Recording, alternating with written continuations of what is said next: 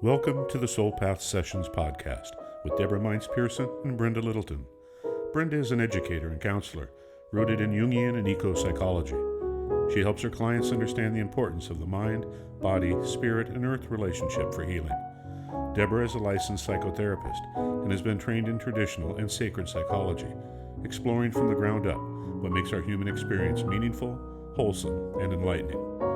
Deborah and Brenda invite you to accompany them on a soul path journey as they explore the possibilities of living a more soulful life as therapists, seekers, and lovers of fate. And welcome back to Soul Path Sessions with Deborah Pearson, and this is Brenda Littleton. We're both mental health practitioners talking about soul, living more ensouled, and not a place to be, but more of a practice to live with. So welcome. Thank you. Good to see you. It's wonderful to see you. Yeah. Today we're going to be discussing adolescence. Yeah. And it's not so much the, we're going to talk about all parts of adolescence. I want to sing that song by Ellen Sherman. Which? Hello, mother. Hello, father. Here I am in Camp Granada. It is very entertaining. And the guys say we'll have fun when it stops raining. So we have adolescence here. And that's part of the love, the laughter of it too. Yeah. It's safe to say we are mature women. We're past, we're in our last third of our phase of life, and we are still experiencing our own adolescence. And I wanted to bring the topic of adolescence in. I've been working with another mental health practitioner, Dr. Robin Baer, on her practice with adolescents. And she not only worked with adolescents for the last 3 decades, but is now teaching teachers, therapists, and parents on validation of adolescence. And one of the main takeaways that has stuck with me that I'm working on myself is that when whether I'm a teacher or a therapist, a neighbor of children, there is this propensity to watch adults kind of dismiss away the issues or the configurations of adolescence in either ourselves as adults or dealing with the actual young person, the adolescents.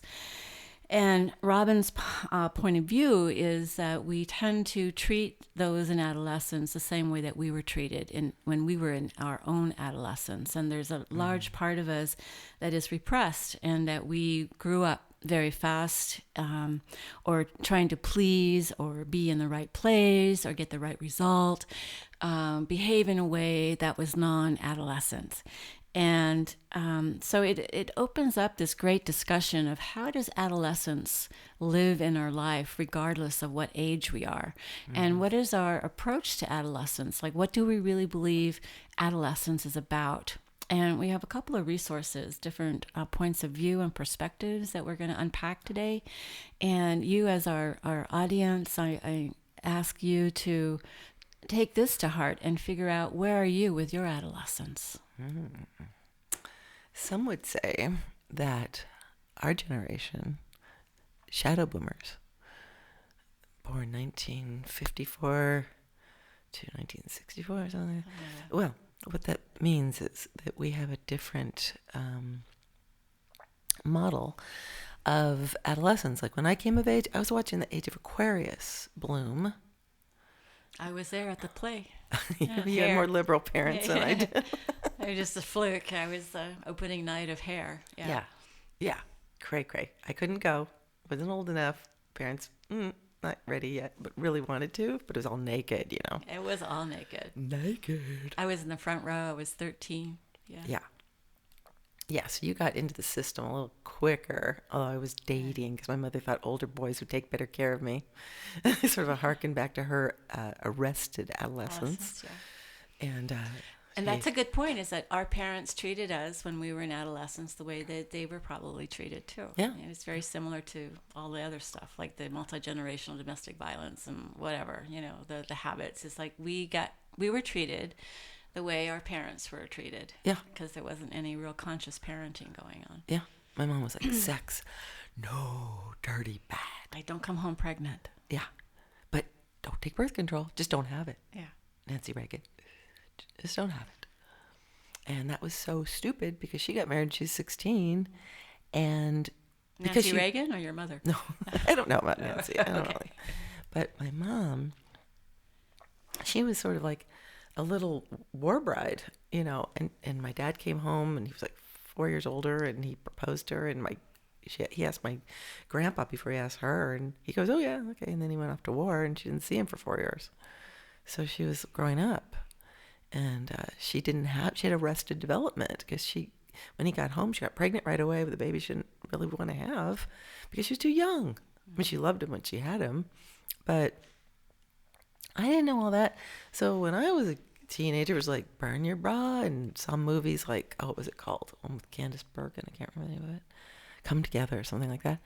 And I was like really influenced. Like, people are having sex all the time in the movies. And it was like, oh, that's how you do it. That's what it looks like. Okay. You know, so it was like the era of love. Yeah. And I looked very adult when I was 14. I mean, I was like fully present as a woman, like we know physiologically, and with the instructions of don't do it. And so that becomes a secret.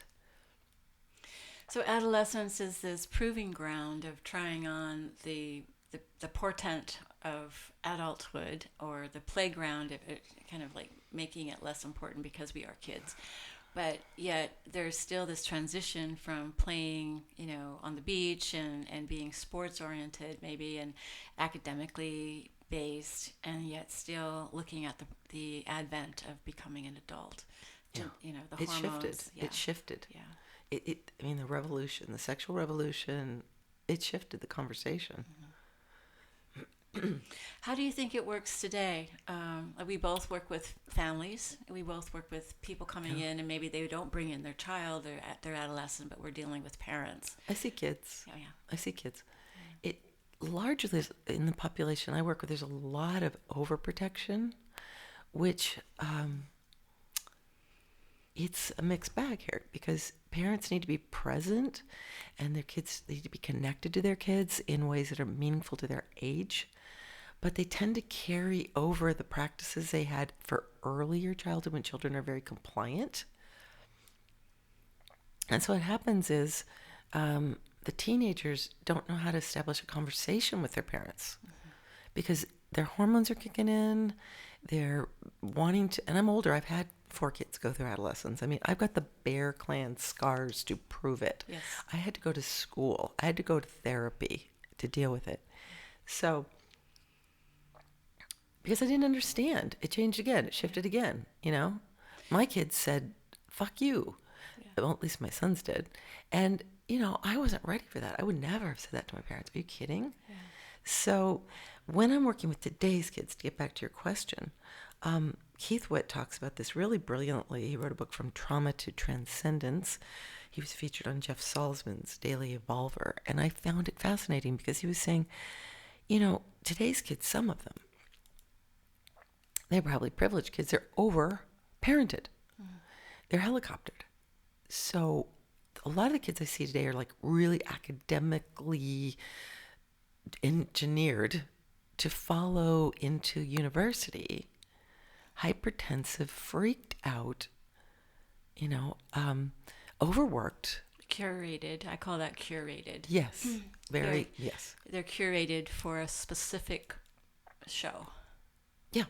And so all this disowned stuff turns into drug use, marijuana, as a numbing agent, or dropping out, rebellious dropping somatic. out. I mean, the whole idea of somatic.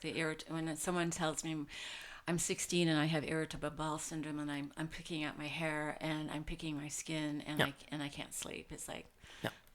And they don't have resilience. No. They're basically saying it's an attachment wound. They're saying to me, like, if I don't do that, my parent will disown me. They won't use those words, but like, I have to be good and I have to ignore the trauma in my household. And the way I survive my protector self is just getting a 4.5 to get into UCLA, and I write all the essays, and I ignore my body and my own trauma, and my parents ignore their body and their trauma, and everybody's in this cloud.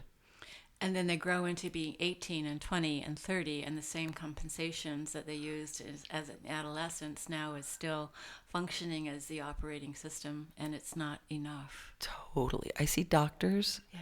who are 40 going on 14. Yeah. They never experienced adolescence, because to get into medical school, you're essentially a robot. It's a robotic kind of process, you know. I do see this squeezing out when I'm working with my mature clients who have lived a life of doing whatever they believed they needed to do, and now it's like their time. Yeah. And so it's their time for creativity.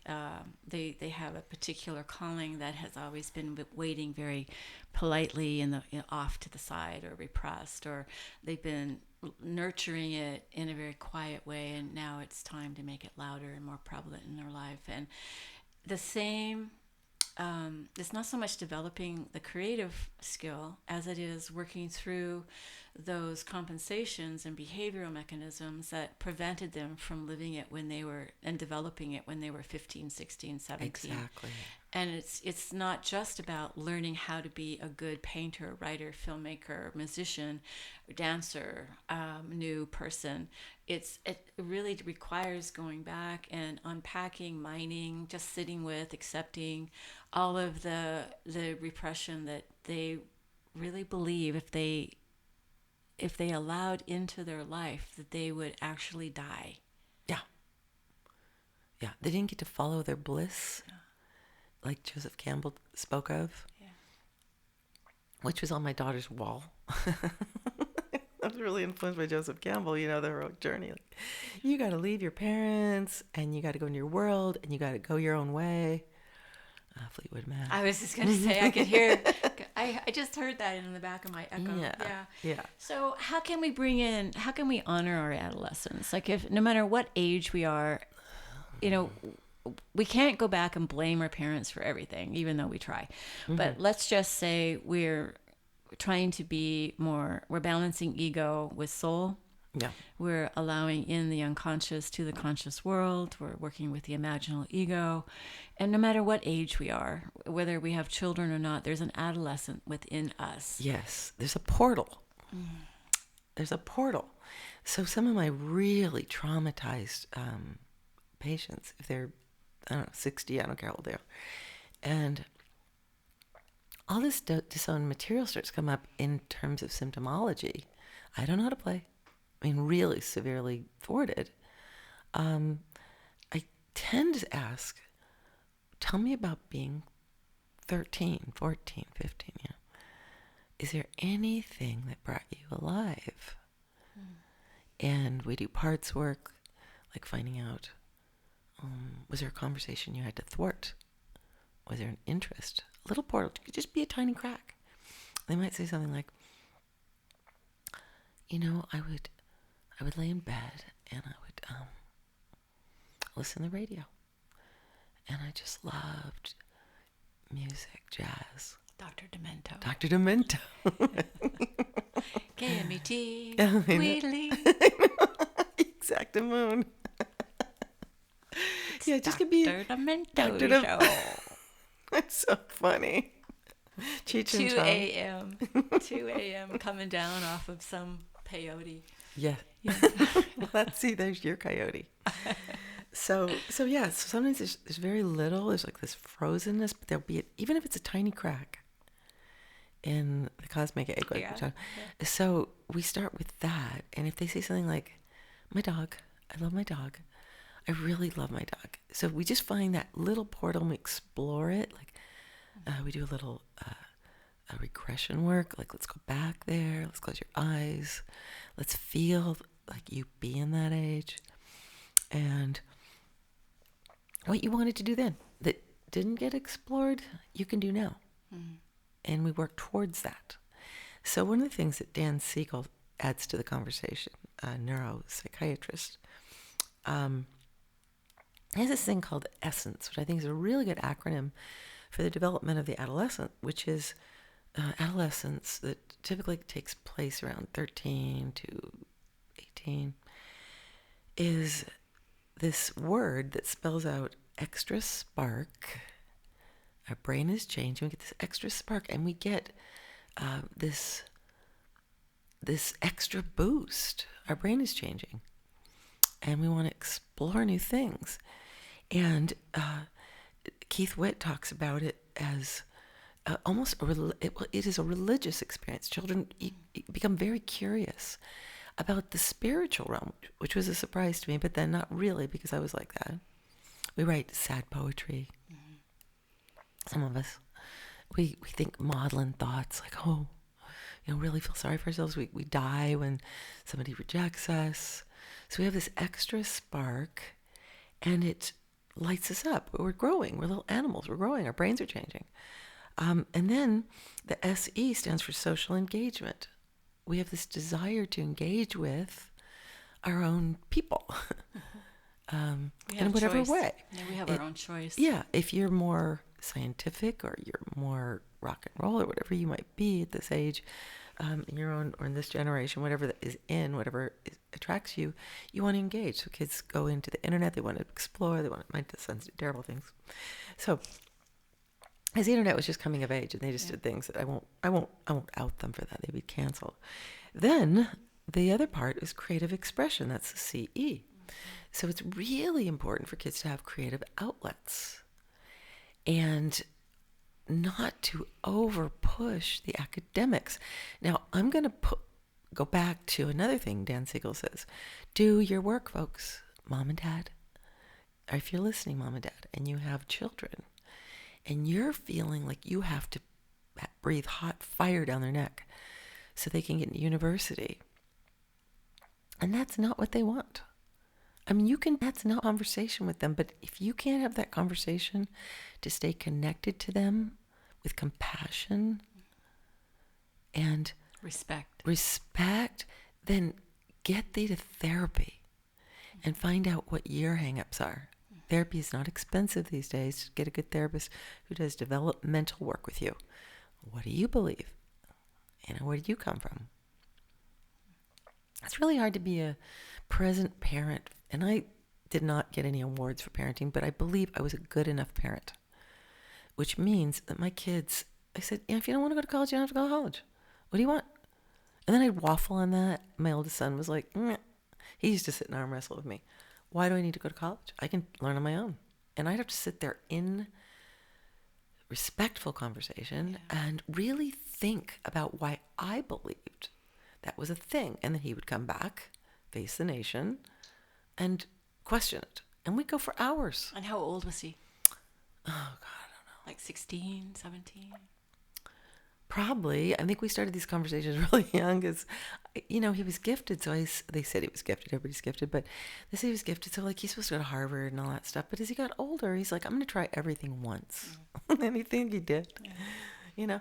So this is really hard curriculum for parents because they've been enculturated by the culture. It's not just your parents that do it. It's the culture itself. The Graduate. You remember that movie? Mm-hmm. Dustin Hoffman, he's questioning the whole schema of the Industrial Revolution and postmodern society. And so was Mrs. Robinson. Oh, yeah. They were the same age. Did you know that Dustin Hoffman was actually older than Anne Bancroft? Yeah. Yeah. Fun fact. So here's to you, Mrs. Robinson. Well, I remember hanging out in the stairwell at my parents' house over here. I was eavesdropping. My parents' insurance agent saying how he was amazed at how well my parents were handling the fact that I was asking them to, and they were acquiescing in cashing in some insurance plan policy to give me money that I had requested to go live on a commune in Vancouver Island at 19. And this money in this insurance policy was my college fund. And they had that conversation with me. He was like, are you sure you don't want to go to college? Are you sure? Are you really sure? We have this money for you. And I was adamant that I wanted out of school.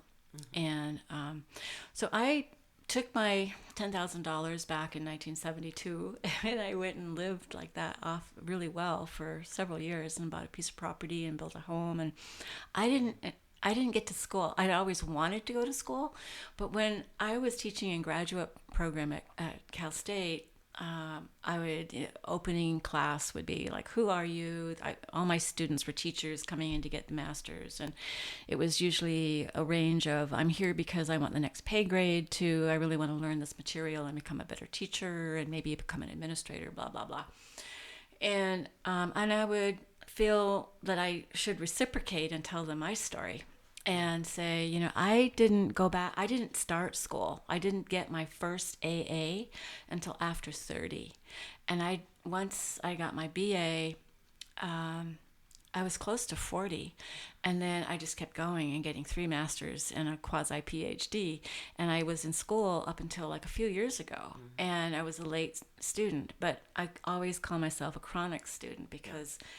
But the first, until I was 30, I had amazing positions in corporate and did a lot of business development and entertainment. But I understand that quest for having some breathing space from going from a highly competitive private school to rebelling, just years of rebelling about, I don't want to take an SAT. I don't want to do this. I want out. And this I found a home when I was reading Bill Plotkin's chapter on, and I refer to his work often in this podcast, at what he's deemed adolescent can happen at any age. It's not the developmental age that we're usually familiar with, but the adolescent is that gestation period of moving from an ego-centric life, where it's all about creating our strength, our power, our perspective, being in, learning how to be in a system. But then moving into spirit and being connected and having the greater ability to develop through an eco-centric life, and then moving into an eco-centric phase of life all the way. Can you define that? Eco-centric is, and I'm paraphrasing Plotkin, but it's moving away from the self, the ego, and moving more into the soul of the earth, and allowing the development of the relationship between the individual and where we are in the universe, in the earth, and having much more awareness of how we move through our life and accomplish who we are based on our relationship with the environment. Now, the environment is just not the beautiful babbling brook and the mountains and the ocean. It's the place that we live. And so our community, the people the community, how we care and tend for the community, it's having a responsibility of outside of just taking care of paying our bills. And he says, until we really move into an eco-centric life, we will always maintain the sense of unfused, liberated adolescence, undeveloped. Yeah. And we will, and often, and he's very clear that the adolescence is still running the show at 60 and 70. So it's not a developmental phase. Yeah. It's more of a psychic soul ego phase. Yeah. My inner teenager, I know when I've been depriving her, because she's like pissed. She shows up as, I call her my little red Corvette, and she goes faster and faster, and she will burn the house down emotionally. And I'm like, oh, she's here. She's back. She's like, fuck this job and fuck this shit. She swears a lot. Yeah. My inner teenager swears a lot. And I go, oh, okay. And it takes a long while for me to listen to my inner teenager because she's rebellious. She has that rebelliousness. And I associate that with the adolescent. Okay. It's like the way I was enculturated. You don't take it. I didn't do it with my parents so much. I just was sneaky as hell. And my kids were sneaky too. And I let them be sneaky. And I said, don't be foolish enough to be caught. Yeah. if you're foolish enough to be caught, then I'm going to impose rules on you. But that did not mean that I wanted them to go out and get hurt. Just devious. Well, Street smart. They were street smart. Yeah. And I thought that was a good thing to be. Like, if I don't catch you, I'll tell you what I want for you. I didn't say, well, I think I kind of did say, if you bring it to my attention, you obviously aren't ready for the freedom. So there's this, like, you're looking at a balancing act. You've got this freedom and you got discipline, and the fulcrum is in the middle. The parent is the fulcrum. So I said, if you want more freedom, you get more discipline, because I'm teaching you to be an adult, not a better caterpillar. Right? So it wasn't always pleasant, but I go like, oh, so you chose to, I found the window open. You escaped, but you weren't, you made it obvious for me to find that out. Do you think they wanted you to find out based on not covering their tracks? I think my eldest son was a wild thing. We lived in the wilds, and he would have to escape to go down, get out, and our house was big. It was like a castle, so we were like 3 stories away from him, and I wasn't helicoptering, and I didn't know. In fact, some of these things I find out at Christmas time. I'm like, oh, good, I'm glad I didn't know it. I did not know that you took the vodka and you drank it all. And you barfed all over your room. And then you said you had the stomach flu. And I believed you. That's my daughter. It's funny, later at the time I would have been like, you had a good cover story. My daughter had the best cover stories. So she hardly ever got in trouble. She just did what she wanted to do. And then she learned her lessons on her own. So what do we tell parents? What insight besides... if there's a sense of frustration and judgment, deep judgment, how do we bring in validation, not only for them being the good enough parent, Mary Ainsworth, like I was trying to think of the situations that I've been sitting with my own clients, and nothing really popped as far as what my go-to is, except working with Dr. Robin Bear and just watching her create these programs for validation. And it's not just validation. She said that there's always something to validate, and it's not about accepting the behavior, but accepting there's something within the conversation that can be validated, that can build on, even if there's deep, deep judgment and resistance and anger. And that's right. That's what we facilitate. Yeah. That's what we facilitate. You're absolutely right on. It's all about, as a therapist, deep listening, not getting out ahead of the moment. Many times it'll be the parent who says, I'm going to give you my kid. Fix my kid. So I listen to the child and we hang out and we get along.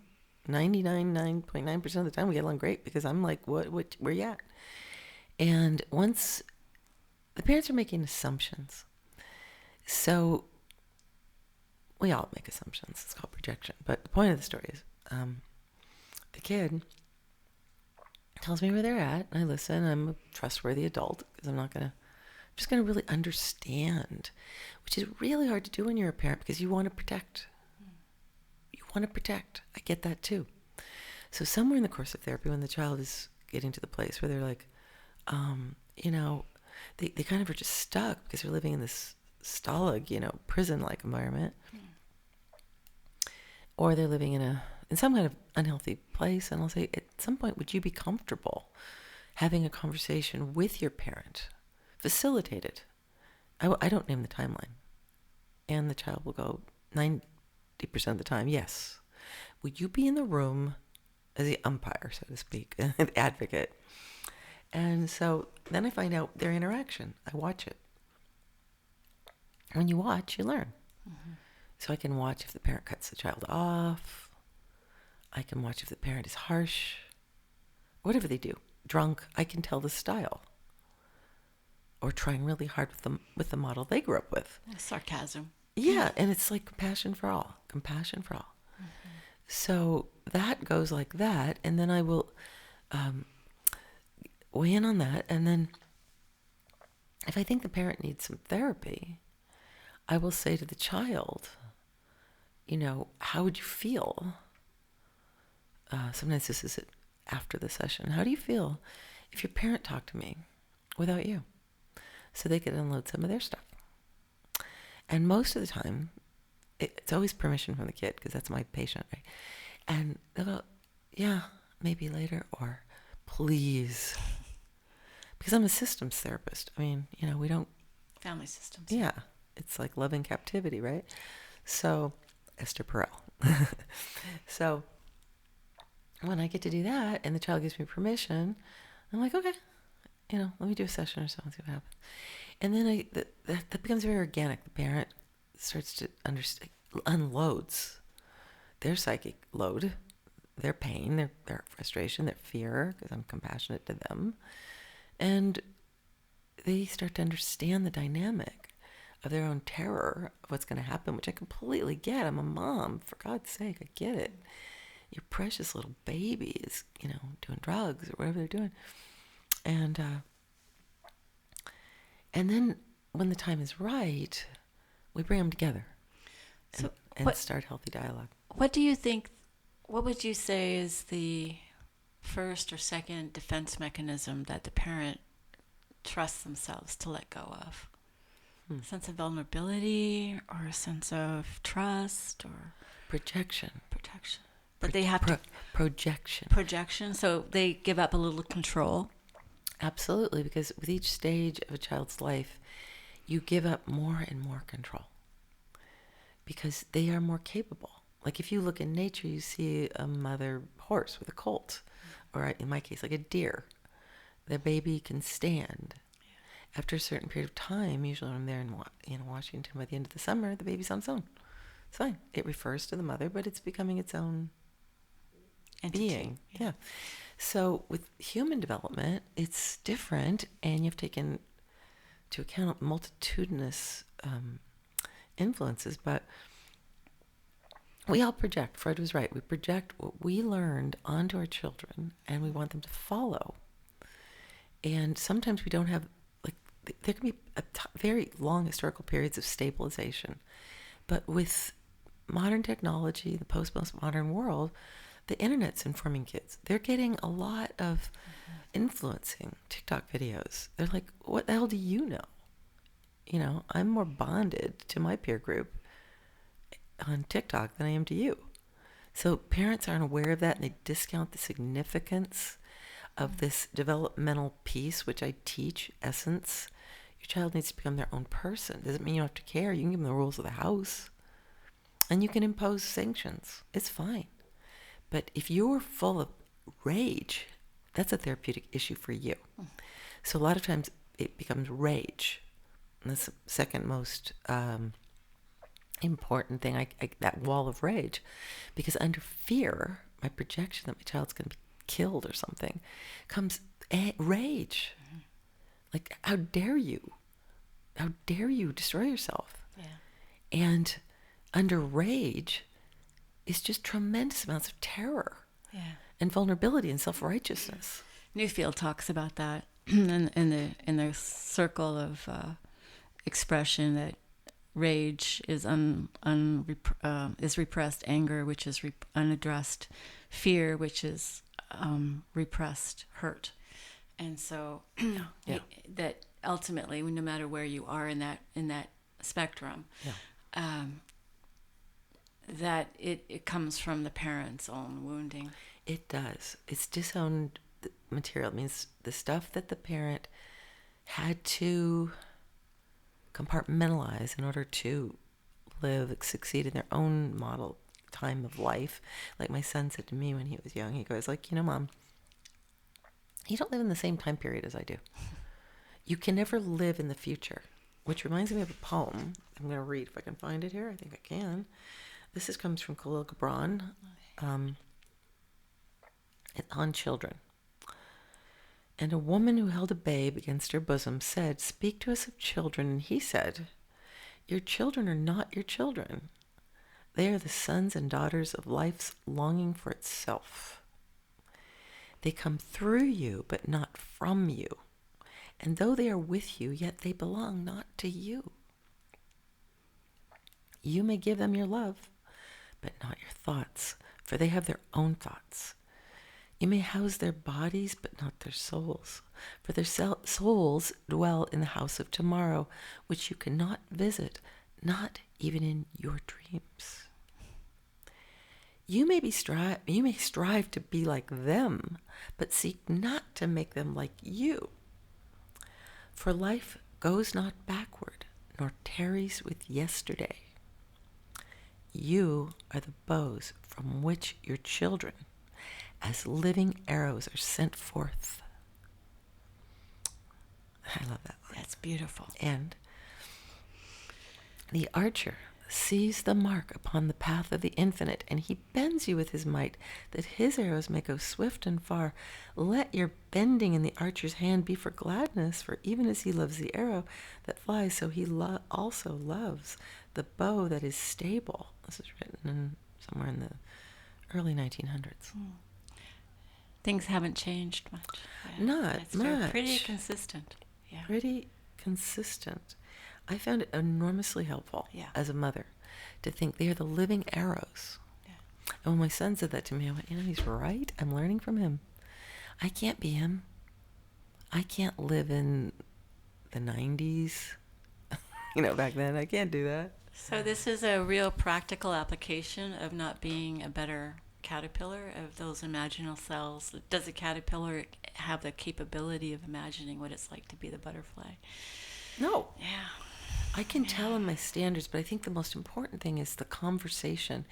And I messed up a lot. But the one thing I tell parents a lot, if parents are listening today, learn to apologize to your kid. Please. I've been in practice 35 years. And I always ask my patients, did anyone, your family, did your mother or father ever apologize to you? And they're like, majority, seriously, I can count on the fingers of 2 hands maybe. How many of my clients say my parents apologized? Heartfelt apology. Bore witness to the harm they did. Were humble. See, the model they have is their parents are always right. Kids have to be scared of them. Or, in today's generation, the hovering parent is, I'll do whatever you say. I'll do whatever you say. So whatever you want, there's a secret hidden agenda. You have to be perfect, but I'm not going to do it. So we have these little kids that don't become butterflies because, and the parents are like, you're so fragile, you're so fragile, you're so fragile, you're so fragile, you're so fragile. So they don't develop the resilience. They can't get out of the cocoon. They can't even get in it.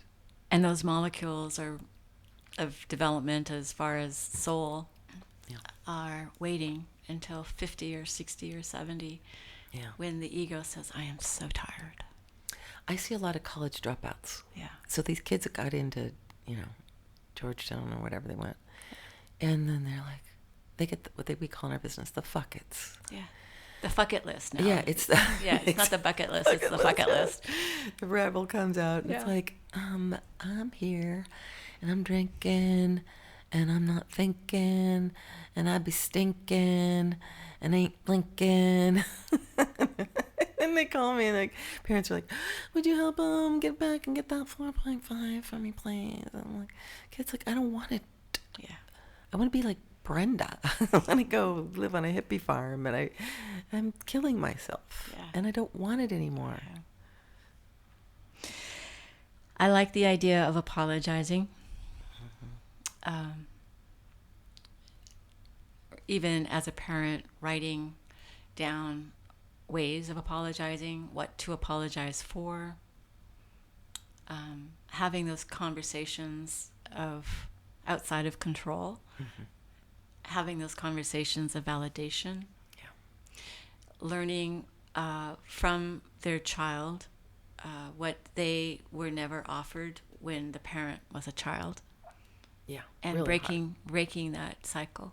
Yeah, I think those are modalities that are reachable and accessible and so difficult to start on their own without being conscious of it. Compassion. Yeah. And I do believe from my own experience and with clients and students, it's, you don't know what you don't know until you do that, and then all of a sudden you realize how much further you can actually go, both wider, higher, and deeper. And it's not about healing as about being whole, and with the aspect of healing. But adolescence, and and on the subject of apology, because people have such a tough time, I developed a model years ago. And it's like, I was watching the Olympics years ago, and it came to me, you got to teach apology in a more granular way. So I started off with, if you're beginning at something, it takes practice. So how do you do it? So a bronze apology is just, I'm sorry. Okay, you get a bronze medal for having the courage to tell your child you're sorry. I'm sorry. No explanation, no defending. Shut your mouth. I'm sorry. Then, when you get to the silver medal, you say, I'm sorry. This is what I did to you. A little insight. That had to hurt. yeah. So if you get good at that, then you get to move to the gold medal. And it sounds like this. I'm sorry. This is what I did to you. This is what I wish I would have done instead. I'm going to work on this. See that? Beautiful. Yeah.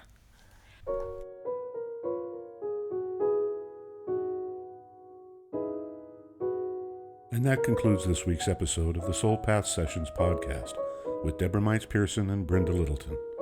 If you'd like to hear more about living a more soulful life, please subscribe to our channel on your favorite podcast app, and be sure to check out the show notes and links below. For more information from Deborah, visit soulpathsessions.com. And for Brenda, BrendaLittleton.com. Thank you for listening, and remember to follow your soul. It knows the way.